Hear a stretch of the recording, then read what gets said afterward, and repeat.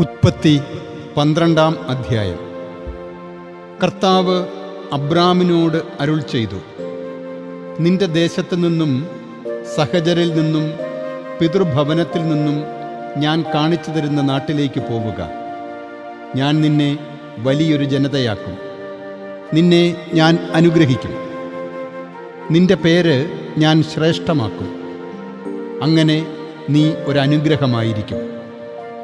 നിന്നെ അനുഗ്രഹിക്കുന്നവരെ ഞാൻ അനുഗ്രഹിക്കും, നിന്നെ ശപിക്കുന്നവനെ ഞാൻ ശപിക്കും. നിന്നിലൂടെ ഭൂമിയിലെ വംശങ്ങളെല്ലാം അനുഗ്രഹീതമാകും.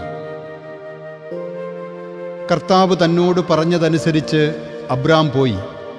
ലോത്തും അവനോടൊപ്പം പോയി. ഹാരാനിൽ നിന്ന് പുറപ്പെടുമ്പോൾ അബ്രാമിന് 75 വയസ്സ് പ്രായമായിരുന്നു.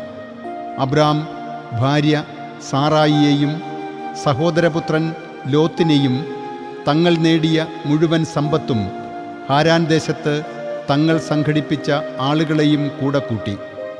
അനന്തരം കാനാൻ ദേശത്തേക്ക് പോകാൻ അവർ യാത്രയായി. അങ്ങനെ അവർ കാനാൻ ദേശത്ത് വന്നു ചേർന്നു. അബ്രാം ആ നാട്ടിലൂടെ സഞ്ചരിച്ച് ഷെക്കം പ്രദേശം വരെ, മൊറയിലെ ഓക്കുമരം വരെ എത്തി. അക്കാലത്ത് ആ ദേശത്തുണ്ടായിരുന്നത് കാനാൻകാരാണ്. കർത്താവ് അബ്രാമിന് പ്രത്യക്ഷപ്പെട്ട് അരുൾ ചെയ്തു, ഈ നാട് നിന്റെ സന്തതിക്ക് ഞാൻ കൊടുക്കും. തനിക്ക് പ്രത്യക്ഷപ്പെട്ട കർത്താവിന് അവൻ അവിടെ ഒരു ബലിപീഠം പണിതു.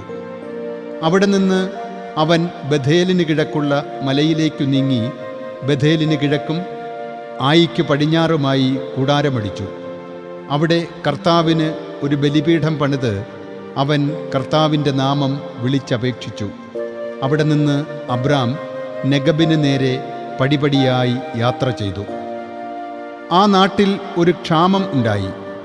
അവിടെ കടുത്ത ക്ഷാമമായിരുന്നതിനാൽ അബ്രാം തത്കാലവാസത്തിന് ഈജിപ്തിലേക്ക് ഇറങ്ങിത്തിരിച്ചു. ഈജിപ്തിനെ സമീപിച്ച് അതിൽ പ്രവേശിക്കാറായപ്പോൾ അവൻ ഭാര്യ സാറായിയോട് പറഞ്ഞു, ഇതാ, നീ കാണാൻ അഴകുള്ള സ്ത്രീയാണെന്ന് എനിക്കറിയാം. ഈജിപ്തുകാർ നിന്നെ കാണുന്ന മാത്രയിൽ ഇവൾ അവൻ്റെ ഭാര്യയാണ് എന്ന് പറഞ്ഞ് എന്നെ കൊന്നിട്ട് നിന്നെ ജീവിക്കാൻ അനുവദിക്കും. നീ മൂലം എനിക്ക് നല്ലത് സംഭവിക്കേണ്ടതിന് നീ എൻ്റെ സഹോദരിയാണെന്ന് തന്നെ പറയണം. അങ്ങനെ നീ മൂലം എൻ്റെ പ്രാണൻ നിലനിൽക്കും. അബ്രാം ഈജിപ്തിൽ പ്രവേശിച്ചപ്പോൾ ഈജിപ്തുകാർ ആ സ്ത്രീയെ ശ്രദ്ധിച്ചു. കാരണം അവൾ അതീവ സുന്ദരിയായിരുന്നു. ഫറവോയുടെ പ്രഭുക്കന്മാർ അവളെ കാണുകയും അവളെക്കുറിച്ച് ഫറവോയോട് വർണ്ണിച്ചു പറയുകയും ചെയ്തു. ആ സ്ത്രീ ഫറവോയുടെ ഭവനത്തിലേക്ക് സ്വീകരിക്കപ്പെട്ടു. അയാൾ അവളെ പ്രതി അബ്രാമിനോട് നന്നായി പെരുമാറി. അങ്ങനെ അവന് ആടുമാടുകളും ആൺകഴുതകളും ദാസന്മാരും പരിചാരികമാരും പെൺകഴുതകളും ഒട്ടകങ്ങളും ലഭിച്ചു.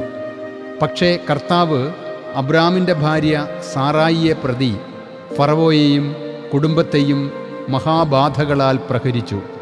ഫറവോ അബ്രാമിനെ വിളിച്ചു പറഞ്ഞു, നീ എന്നോട് എന്താണീ ചെയ്തത്? അവൾ നിന്റെ ഭാര്യയാണെന്ന് എന്തുകൊണ്ട് എന്നോട് പറഞ്ഞില്ല? ഞാനവളെ എൻ്റെ ഭാര്യയാക്കത്തക്ക വിധം നീ എന്തിനാണ് അവൾ എൻ്റെ സഹോദരിയാണ് എന്ന് പറഞ്ഞത്? ഇപ്പോൾ ഇതാ നിന്റെ ഭാര്യ, അവളെയും കൊണ്ട് സ്ഥലം വിടുക. ഫറവോ അവനെക്കുറിച്ച് ആളുകൾക്ക് കൽപ്പന കൊടുത്തു. അവർ അവനെയും ഭാര്യയെയും അവന് സ്വന്തമായുണ്ടായിരുന്ന സകലത്തോടും കൂടെ പറഞ്ഞുവിട്ടു.